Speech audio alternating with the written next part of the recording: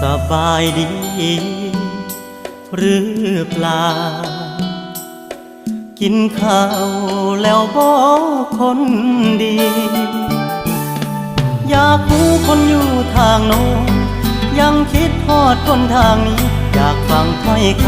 ำวันวานเดิมซ้ำเก่าฝากฟังมือความกันที่ทำงานห่างกันสองห่าง